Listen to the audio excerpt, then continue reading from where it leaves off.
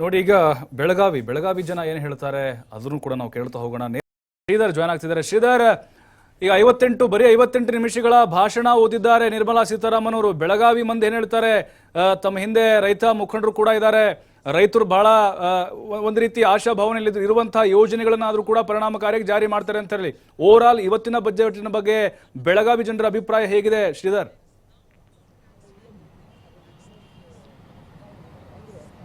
ಪ್ರಭು, ಖಂಡಿತವಾಗಿ ಇವತ್ತು ಕೇಂದ್ರ ಸರ್ಕಾರ ಬಜೆಟ್ ಮೇಲೆ ಬೆಳಗಾವಿ ಜನತೆ ಕೂಡ ಸಾಕಷ್ಟು ನಿರೀಕ್ಷೆ ಇಟ್ಕೊಂಡಿದ್ರು. ಅದರಲ್ಲೂ ಕೂಡ ರೈತಾಪಿ ವರ್ಗ ದೇಶದ ಬೆನ್ನೆಲುಬು ಅಂತ ಹೇಳ್ತೀವಿ. ಅವರನ್ನು ಮಾತಾಡ್ತೀನಿ. ಇವತ್ತು ನಿರ್ಮಲಾ ಸೀತಾರಾಮನ್ ಬಜೆಟ್ ಏನು ಅನಿಸಿದೆ? ಈ ಬಜೆಟ್ನಲ್ಲಿ ರೈತರಿಗೆ ಯಾವುದೇ ಥರದ ಶೂನ್ಯ ಬಜೆಟ್ ಎಂದು ನಮ್ಮದಿದೆ. ರೈತರಿಗೆ ಯಾವುದೇ ರೀತಿ ಬಜೆಟ್ನಲ್ಲಿ ಅನುಕೂಲಕರ ಬಜೆಟ್ ಇಲ್ಲ. ಮತ್ತು 2019ರಲ್ಲಿ ಬರಗಾಲ ಪರಿಸ್ಥಿತಿ ಇತ್ತು, ಅದ್ರ ಬಳಿಕ ಕೋವಿಡ್ ಬಂತು. ರೈತರಿಗೆ ನಾವು ಅತಿ ನಿರೀಕ್ಷೆ ಇಟ್ಟಿದ್ದು ಈ ಬಜೆಟ್ನಲ್ಲಿ ರೈತರಿಗೆ ಅನುಕೂಲ ಆಗ್ತಿದೆ ಅಂತೇಳಿ.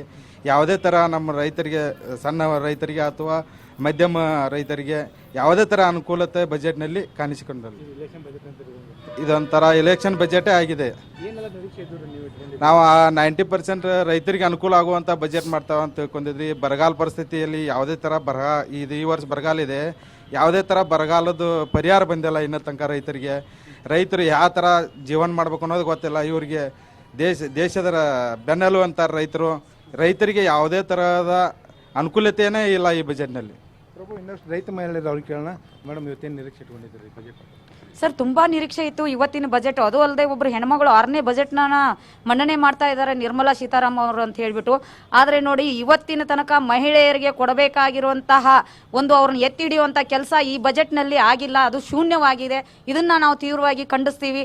ನಾವೇನು ಅನ್ಕೊಂಡಿದ್ವಿ, ಗ್ರಾಮೀಣ ಭಾಗದಲ್ಲಿ ಮಹಿಳೆಯರನ್ನ ಎತ್ತಿ ಹಿಡಿತಾರೆ, ಸೌಲಭ್ಯಗಳು ಸಿಗುತ್ತವೆ ಈ ಬಜೆಟ್ನಲ್ಲಿ ಅಂತೇಳಿ. ಆದರೆ ಇವತ್ತು ಈ ಬಜೆಟ್ ಯಾವ ರೀತಿ ಆಗಿದೆ ಅಂತಂದ್ರೆ ಎಲೆಕ್ಷನ್ಗೋಸ್ಕರಗೆ ಒಂದು ಬಜೆಟ್ ಆಗಿದೆ. ಆದರೆ ಇವರು ಮಂದಿರಗಳಿಗೆ ಇವರು ಹೆಚ್ಚು ಒತ್ತು ಕೊಡುವಂತ ಕೆಲಸ ಮಾಡ್ತಾರೆ. ಆದ್ರೆ ಇವತ್ತಿನ ದಿವಸ ರೈತರನ್ನಾಗಲಿ, ಇವತ್ತು ಕಾರ್ಮಿಕರನ್ನಾಗಲಿ, ಇವತ್ತು ಕೆಳವರ್ಗದ ಮಹಿಳೆಯರನ್ನ ಎಲ್ಲರನ್ನೂ ಕೂಡ ಇವತ್ತು ಕಡೆಗಣಿಸುವಂತ ಕೆಲಸ ಮಾಡ್ತಾರೆ ಅಂತಂದ್ರೆ ನಾವು ತೀವ್ರವಾಗಿ ಇದನ್ನ ಖಂಡಿಸ್ತೀವಿ. ಸರ್, ಯಾಕೆ ನೀವು ಮಹಿಳೆಯರನ್ನ ಎತ್ತಿ ಹಿಡಿಯುವಂತ ಕೆಲಸ ಮಾಡಲಿಲ್ಲ? ನೋಡಿ, 2019ರಲ್ಲಿ ಫ್ಲಡ್ ಬಂತು, 2000ರಲ್ಲಿ ನಂತರ ಕೋವಿಡ್ ಬಂತು, ರೈತರು ಅವಾಗಲೂ ಸತ್ರು. ಇವತ್ತು ಬರಗಾಲ ಬಂದಿದೆ. ಇವತ್ತು ಕೇಂದ್ರದಿಂದ ಬರಗಾಲದ ಹಣ ಸುದೇಕ ಬಿಡುಗಡೆ ಆಗಿಲ್ಲ ಅಂತಂದ್ರೆ ನೀವು ಯಾವ ರೀತಿ ಇವತ್ತು ಬಜೆಟ್ನ ಮಂಡನೆ ಮಾಡ್ತಾ ಇದ್ದೀರಾ? ಏನಿದು ಆಟಕ್ಕುಂಟು ಲೆಕ್ಕಕ್ಕಿಲ್ಲ ಅನ್ನೋ ತರ ಬಜೆಟ್ ಮಂಡನೆ ಮಾಡಿದೀರಾ. ಇದನ್ನ ನಾವು ತೀವ್ರವಾಗಿ ಖಂಡಿಸ್ತೀವಿ. ಇದು ಎಲೆಕ್ಷನ್ ಬಜೆಟ್ ಅಂತ ಹೇಳಿ ಇದನ್ನ ನಾವು ತಿಳ್ಕೊಂಡಿದೀವಿ. ಇದು ಅದೇ ರೀತಿ ಆಗಿದೆ ಅಂತ ಹೇಳ್ಬಿಟ್ಟು ಇವತ್ತು ಮಾಡ್ತೀವಿ. ನಿಜವಾಗ್ಲೂ ಹೇಳ್ಬೇಕಂದ್ರೆ ಇವತ್ತು ಮಹಿಳೆಯರನ್ನ ಕಡೆಗಣಿಸುವಂತಹ ಕೆಲಸ ಮಾಡಿದೀರಾ. ಇದನ್ನ ನಾವು ಖಂಡಿಸ್ತೀವಿ. ಈ ಬಜೆಟ್ನ ನಾವು ಒಪ್ಕೊಳ್ಳೋದಿಲ್ಲ. ಇವತ್ತು ರೈತರಿಗೆ ಒಂದು ನೀರಾವರಿ ಸೌಲಭ್ಯ ಇಲ್ಲ. ಇವತ್ತು ಯಾವುದೇ ತರದಂತಹ ಸೌಲಭ್ಯಗಳನ್ನ ಇವತ್ತು ನೀವು ಕೊಟ್ಟಿಲ್ಲ. ಹಾಗಿದ್ಮೇಲೆ ರೈತರು ದೇಶದ ಬೆನ್ನೆಲುಬು ಅಂತೀರಾ, ರೈತರನ್ನ ಮೇಲೆತ್ತೀವಿ ಅಂತೀರಾ, ನಾವು ನಿಮ್ಮ ಧ್ವನಿಯಾಗಿ ನಿಲ್ಲುತ್ತೀವಿ ಅಂತ ಹೇಳಿ ಬರೀ ತುಟಿ ಮೇಲೆ ಬಂದಿರುವಂತ ಮಾತುಗಳನ್ನ ಆಡ್ತೀರಾ ಅಂತ ಅಂದಾಗ ಇದನ್ನ ನಾವು ತೀವ್ರವಾಗಿ ಖಂಡಿಸ್ತೀವಿ. ರೈತರು ಏನ್ ನಿರೀಕ್ಷೆ ಇಟ್ಕೊಂಡಿದ್ರು? ಸರ್, ಇವತ್ತಿಂದು ನೋಡ್ರಿ, ಮೊದಲು ಈ ಸಲ ಬರಗಾಲ ಹಣ ಬಿಡುಗಡೆ ಆಗ್ಬೇಕಂತ ಹೇಳಿ ನಿರೀಕ್ಷೆ ಇಟ್ಕೊಂಡಿದೀವಿ. ಇವತ್ತು ಏನು ಬೀಜ ಗೊಬ್ಬರಗಳ ಮೇಲೆ ಸಬ್ಸಿಡಿ ನಿರೀಕ್ಷೆ ಮಾಡಿದೀವಿ. ಆಮೇಲೆ ಒಳ್ಳೊಳ್ಳೆ ಯೋಜನೆಗಳು, ನೀರಾವರಿ ಯೋಜನೆಗಳು ಕುಂಟ್ಕೊಂತ ಸಾಕ್ತಾ ಇದಾವೆ. ಅದಕ್ಕೆ ಹೆಚ್ಚಿನ ಬಜೆಟ್ ನ ನೀಡಿಬಿಟ್ಟು ಅದನ್ನ ಮುಂದೆ ತರುವಂತ ಕೆಲಸ ಮಾಡ್ತಾರೆ ಅಂತ ಅನ್ಕೊಂಡಿದೀವಿ. ಇವತ್ತು ರೈತರಿಗೆ ಏನು ಒಂದು ನ್ಯಾಯಯುತವಾದಂತಹ ಬೆಲೆ ಏನಿದೆ, ಅವರಿಗೆ ಎಲ್ಲ ಸಿಗಬೇಕಾದಂತಹ ಬೆಲೆ ಅಂತಂದ್ರೆ ಈ ಸ್ವಾಮಿನಾಥನ್ ವರದಿನ ಜಾರಿಗೆ ಮಾಡ್ತಾರೆ.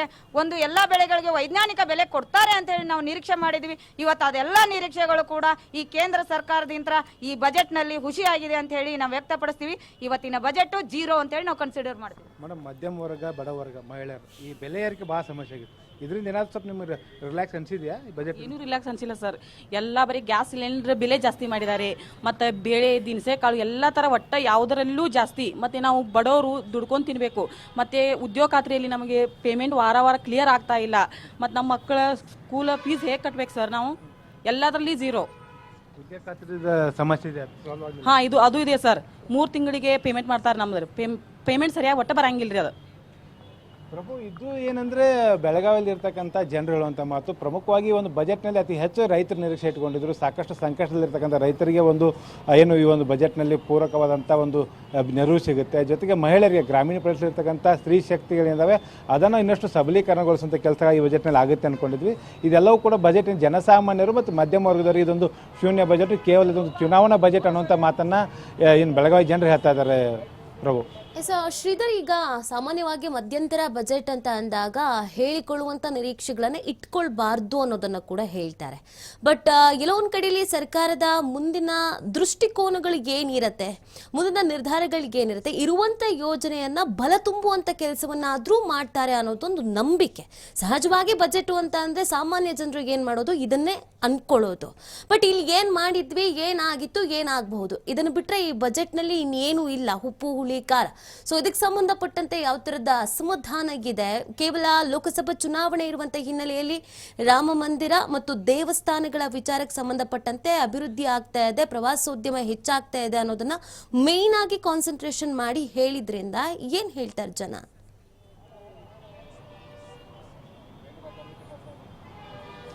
ನಿತ್ಯ ಅದನ್ನು ಕೂಡ ಮಾತಾಡ್ತೀನಿ. ಪ್ರಮುಖವಾಗಿ ಹೇಳ್ಬೇಕಂದ್ರೆ ಬೆಳಗಾವಿ ಜಿಲ್ಲೆ ಅಂತ ಬಂದಾಗ ಸಾಕಷ್ಟು ಜನ ಇಲ್ಲಿ ಏನು ರೈಲ್ವೆ ಆಗಿರ್ಬೋದು, ಮಹದಾಯಿ ಅಂತ ನೀರಾವರಿ ಯೋಜನೆಗಳಾಗಿರ್ಬೋದು, ಈ ಥರದ ಯೋಜನೆಗಳ ಬಗ್ಗೆ ಒಂದು ನಿರೀಕ್ಷಣೆ ಇಟ್ಕೊತೀವಿ. ನಮ್ಮ ಜೊತೆ ಇನ್ನೊಬ್ರು ಇದ್ದಾರೆ, ಅವ್ರನ್ನ ಕೂಡ ಕೇಳ್ತೀನಿ. ಈ ಒಂದು ಸರ್ಕಾರ ಏನು ಒಂದು ಅಯೋಧ್ಯೆ ಸೇರಿದಂತೆ ಅನೇಕ ವಿಚಾರಗಳಲ್ಲಿ ಏನು ಒತ್ತು ಕೊಟ್ಟಿದೆ, ಆ ರೀತಿಯ ಒಂದು ಜನಸಾಮಾನ್ಯರು ಮತ್ತು ದುಡಿಯುವಂಥ ವರ್ಗಗಳ ಶಕ್ತಿ ತುಂಬಂಥ ಕೆಲಸ ಮಾಡ್ತಾ ಬಜೆಟ್ ಏನೂ ಮಾಡಿಲ್ಲ ಸರ್. ಒಟ್ಟು ಯಾವುದೇ ರೀತಿ ಯಾವ ಬಡ ಬಗ್ಗರಿಗೆ ಯಾವ ರೀತಿ ಸೌಲಭ್ಯ ಆಗಿಲ್ಲ ಸರ್. ಬಜೆಟ್ ಮನ್ನಣೆ ಆಗಿಲ್ಲ ಸರ್. ಏನು ನಿರೀಕ್ಷೆ ಇಟ್ಕೊಂಡಿದ್ರು? ನಿರೀಕ್ಷೆ ಏನು ಸರ್, ಮತ್ತು ಏನು ರೀ ದುಡಿಯುವಂಥ ರೋಜಗಾರ ಕೆಲಸಗಳು ಆಗಲಿ, ಏನೋ ಕೆಲಸವಂಥ ಕೆಲಸಗಳು ರೀ, ಪೇಮೆಂಟ್ಗಳು ಆಗ್ತಾ ಇಲ್ಲ ಸರ್. 3 ತಿಂಗಳು ಆಗ್ತಾರೆ ಸರ್, ಇಲ್ಲರ 6 ತಿಂಗಳ ತನಕ ಜಗಾತಾರೆ ಸರ್. ಮತ್ತು ಇವರು ಬಜೆಟ್ ರೈತರಿಗೆ ಅಂತ ಏನು ಮಾಡಿದ್ದಾರೆ ರೀ, ಏನೂ ಅನುಕೂಲ ಮಾಡಿಲ್ಲ ಸರ್ ಇವರು. ಇನ್ನೊಬ್ರು ಇದ್ದಾರೆ, ಅವ್ರನ್ನ ಕೂಡ ಮಾತಾಡ್ಸೋಂಥ ಪ್ರಯತ್ನ ಮಾಡ್ತಾರೆ. ಅಮ್ಮ, ನೀವೇನು ನಿರೀಕ್ಷೆ ಇಟ್ಕೊಂಡಿದ್ರಿ? ನಾವು ಸರ್ ಇದು ರೈತರಿಗೆ ಏನರ ಸಹಾಯ ಮಾಡ್ತಾರು, ಬೆಳೆ ಹಾನಿದು ಅಥವಾ ನೀರಾವರಿದು ಅದು ಸಾಲ ಮನ್ನಾ ಆಯಿತು ಏನಾದರೂ ಮಾಡ್ತಾರೆ ಅಂತ ಅಂದ್ಕೊಂಡಿದ್ವಿ. ಆದರೆ ಅವ್ರು ಏನು ಇದನ್ನ ಎಲ್ಲನೂ ನಿರೀಕ್ಷೆ ಮಾಡ್ಯಾರ ಸರ್. ಪ್ರಮುಖವಾಗಿ ಗ್ರಾಮೀಣ ಪ್ರದೇಶದ ಜನ ಏನಿದ್ದಾರೆ, ಅಂದರೆ ಗ್ರಾಮೀಣ ಪ್ರದೇಶ ಮಧ್ಯಮ ವರ್ಗ ಮತ್ತು ಬಡವರ್ಗ ಜನ ಇದ್ದಾರೆ, ಅದು ಒಂದು ಏನು ಕೃಷಿ ಚಟುವಟಿಕೆ ಮೂಲ ಆಧಾರ ಸ್ತಂಭ ಆಗಿರ್ತಕ್ಕಂಥ ಹಿನ್ನೆಲೆಯಲ್ಲಿ ಕೃಷಿ ಚಟುವಟಿಕೆ ಮಾಡುವಂಥ ರೈತರಿಗೆ ಏನಾದರೂ ಒಂದು ದೊಡ್ಡದಾದಂಥ ಏನಾದರೂ ರಿಲ್ಯಾಕ್ಸೇಷನ್ ಕೊಡ್ತಾರೆ. ಅಂದರೆ ಸಾಲದಿಂದ ತತ್ತರಿಸಿರ್ತಕ್ಕಂಥ ರೈತರ ಸಾಲ ಮನ್ನಾ ಆಗಿರ್ಬೋದು, ನೀರಾವರಿ ಯೋಜನೆಗಳಾಗಿರ್ಬೋದು, ಅಥವಾ ಸಬ್ಸಿಡಿಗಳನ್ನು ಕೊಡುವಂಥದ್ದಾಗಿರ್ಬೋದು, ಬೆಲೆ ಏರಿಕೆಯನ್ನು ಏನು ಕಡಿತಗೊಳಿಸುವಂಥದ್ದಾಗಿರ್ಬೋದು, ಜೊತೆಗೆ ನೆನೆಗುದಿಗೆ ಬಿದ್ದಂಥ ಏನು ಮಹದಾಯಿ ಸೇರಿದಂತೆ ರೈಲ್ವೆ ಯೋಜನೆ ಆಗಿರ್ಬೋದು, ಇಂಥ ಯೋಜನೆ ಏನಾದರೂ ಕಾರ್ಯರೂಪ ತರುವಂಥ ನಿಟ್ಟಿನಲ್ಲಿ ಕೆಲಸಗಳಾಗುತ್ತೆ ಅಂದ್ಕೊಂಡಿದ್ವಿ. ಆ ರೀತಿ ಕೆಲಸಗಳು ಅವು ಕೂಡ ಆಗಿಲ್ಲ. ಇದರಿಂದ ಏನಂದರೆ ಈ ಒಂದು ಬಜೆಟ್ ಏನಿದೆ ಇದು ಜನರು ಮತ್ತು ಜನಸಾಮಾನ್ಯರ ಪಾಲಿಗೆ ಇದೊಂದು ಶೂನ್ಯ ಬಜೆಟ್ ಅನ್ನುವಂಥ ಒಂದು ಆಕ್ರೋಶ ಹೊರಾಗ್ತಾ ಇದ್ದಾರೆ ನೀತಿ. ಶ್ರೀಧರ್, ಇದು ಈಗ ಮುರ್ಮು ಅವರು ಹೇಳಿದ್ರು, ಮೋದಿ ಅವರು ಹೇಳಿದ್ರು, ಮತ್ತೆ ನಿರ್ಮಲಾ ಸೀತಾರಾಮನ್ ಕೂಡ ಹೇಳಿದ್ರು ನಾರಿ ಶಕ್ತಿ ಅಂತೇಳಿ ಜಾಸ್ತಿ ಒತ್ತು ಕೊಟ್ಟು ಹೇಳಿದ್ರು. ಮಹಿಳೆಯರಿಗೆ ವಿಶೇಷವಾಗಿ ಏನೋ ಒಂದು ಆಗುತ್ತೆ ಅಂತೇಳಿ ಹೊಸ ಘೋಷಣೆ ಆಗದೇ ಇದ್ರೂ ಕೂಡ ಇರುವಂಥ ಯೋಜನೆಗಳಲ್ಲೇ ಅನುಕೂಲ ಮಾಡಿಕೊಡ್ತೀವಿ ಅಂತ. ಹಾಗಾಗಿ ಆ ಮಹಿಳೆಯರನ್ನ ಕೇಳುವಂಥ ಒಂದು ಪ್ರಯತ್ನ ಆಗುತ್ತೆ ಅಂತ, ವಿಶೇಷವಾಗಿ ಮಹಿಳೆಯರ ಒಂದು ಪ್ರಾಧಾನ್ಯತೆ, ಅವ್ರನ್ನ ಸಬಲೀಕರಣ ಮಾಡುವಂಥ ದೃಷ್ಟಿಯಿಂದ.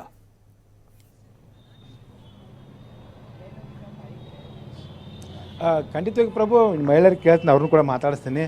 ಈ ಮೋದಿಯವರು ಮಹಿಳೆಯರ ಬಗ್ಗೆ ಏನು ಸ್ತ್ರೀ ಶಕ್ತಿ ಬಗ್ಗೆ ಭಾಳ ಮಾತಾಡಿದ್ರು, ಏನಾದ್ರು ಮಾಡಿದ್ರ ಮೇಡಮ್? ಇನ್ನೂವರೆಗೆ ಏನೂ ಮಾಡಿಲ್ಲ ಸರ್. 9 ಕೋಟಿ ಸ್ಯಾಂಕ್ಷನ್ ಮಾಡಿದಾರಂತ, ಅದು ಯಾವುದು ಮಹಿಳೆಯರಿಗೆ ಬಂದು ಮುಟ್ಟಿಲ್ಲ ಇನ್ನೂವರೆಗೆ ರೀ, ಮುಟ್ಟೋದಿಲ್ಲ ಇನ್ನು ಮುಂದೆ ರೀ. ಖರೆ ಹೆಂಗೆ ಜೀವನ ಹೆಂಗೆ ಮಾಡೋದ್ರಿ, ಹೆಣ್ಣು ಮಕ್ಕಳದ ಅಂತಾರ ಖರೆ ಜೀವನ ನಡೆಸೋದ ಪರಿಸ್ಥಿತಿ ಕೆಟ್ಟ ಬಿಟ್ಟತ್ರಿ. ಕಷ್ಟ ಅಂದ್ರೆ ಕೂಲಿ ಹೋಗೋರಿ ಸರಿಯಾಗಿ ಪಗಾರ ಹಾಕೋದಿಲ್ರಿ. ಮತ್ತು ಹೊಲಕ್ಕೆ ಹೋಗೋವಿ ಅಂದ್ರೆ 1 ದಿನ ಹೋಗೋದ್ರಿ, 2 ದಿನ ಬರೋದು, ಎಲ್ಲಾರನ್ನೂ ಕರೀದಿಲ್ಲಲ್ರಿ ಜನ. ರೈತರು ಯಾರನ್ನ ಎಷ್ಟು ಜನ ಕರಿಬೋದ್ರಿ, ಅವ್ರು ಭಾಳ ಮಾಡ್ರಿ 4 ಜನ 5 ಜನ ಕರೀತಾರ್ರಿ. ಈ ಉದ್ಯೋಗ ಖಾತ್ರಿ ಕೆಲಸ ಮಾಡಿಸ್ಬೇಕಂದ್ರೆ ಪೇಮೆಂಟ್ ಹಾಕ್ಬೇಕಂದ್ರೆ 3 ತಿಂಗಳು 6 ತಿಂಗಳು ಹೋಗ್ತೈತ್ರಿ. ಅದು ಹೆಂಗೆ ಜೀವನ ಹೆಂಗೆ ನಡೆಸೋದ್ರಿ, ಮಕ್ಕಳನ್ನ ಹೆಂಗೆ ಸಾಲಿ ಕಲ್ಸೋದ್ರಿ, ಮಕ್ಳು ಹೊಟ್ಟೆ ಕೂಳು ಹೆಂಗೆ ಹಾಕೋದ್ರಿ ಅವ್ರಿಗೆ, ಇದೇ ನಮ್ಗೆ ಕಷ್ಟ ಆಗಿಬಿಟ್ಟೈತ್ರಿ ನೋಡ್ರಿ ಸರ್.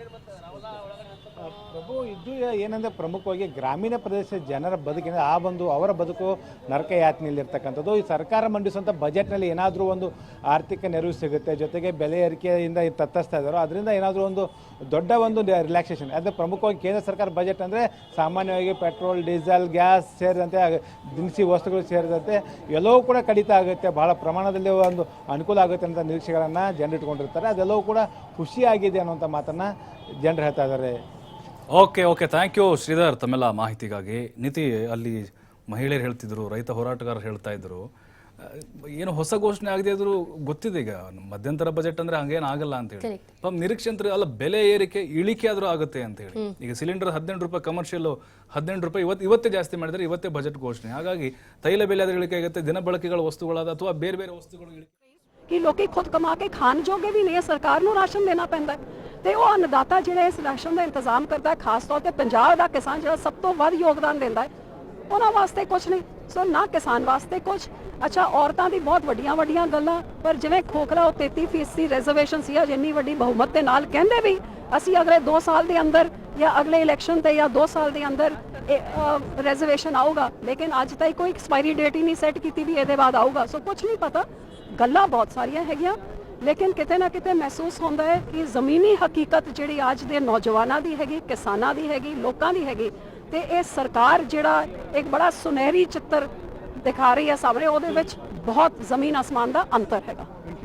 चुनावी बजट नहीं, मैं तो कहती हूँ एक तरीके से थोड़ी मुझे इसमें एरोगेंस नजर आ रही थी कि हम जुलाई में हम बजट पेश, या तो आपकी कोई प्लानिंग है जो देशवासियों को नहीं पता, क्योंकि हर एक इलेक्शन में जो भी यहाँ पहुँचता है पहली चीज़ आपको ये पता है, you can not take any election for granted, क्योंकि इलेक्शन के रिजल्ट लोग क्या समझते हैं वो लोग ही जानते हैं।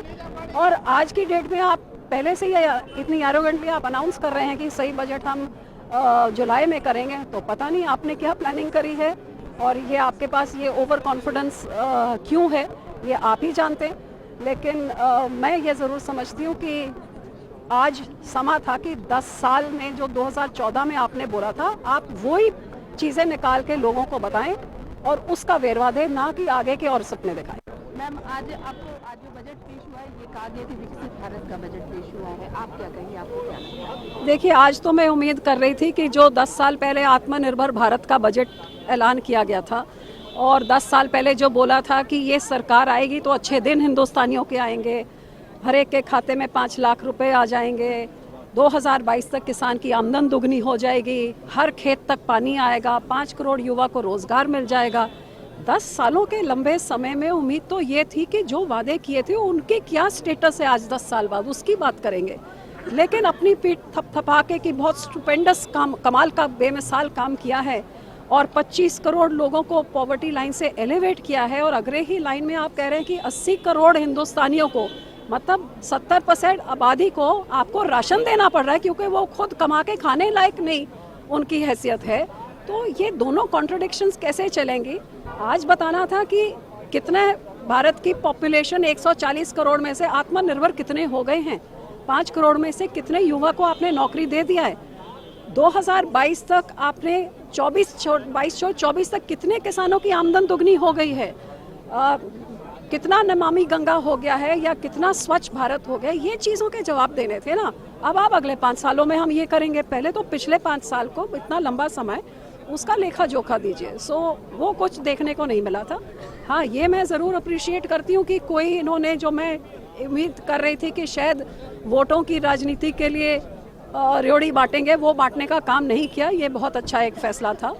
लेकिन इसकी दुख ज़रूर है कि कहीं ना कहीं जो ज़मीनी हकीकत आज के 60% हमारी आबादी गांव में रहती है, अब गांव की महिला हो, गांव का युवा हो, अन्नदाता हो, उनके जो हकीकत में हालात हैं और जो यहाँ पे बोला जाता है वो एक ज़मीन आसमान का फ़र्क है, कट ऑफ फ्रॉम रियलिटी कहीं ना कहीं। आप ये मानते हैं कि देखिए, खास हमारी जो गारंटी परम आदरणीय प्रधानमंत्री ने देशवासियों को दिया था 2014 में, हर बिंदु में उन्होंने निष्ठापूर्वक उसको पालन किया है। इसकी वजह से देश का विकास यात्रा तेज होने लगा है और आपने खुद देखी है हर लेवल पर जो डेवलपमेंट हुई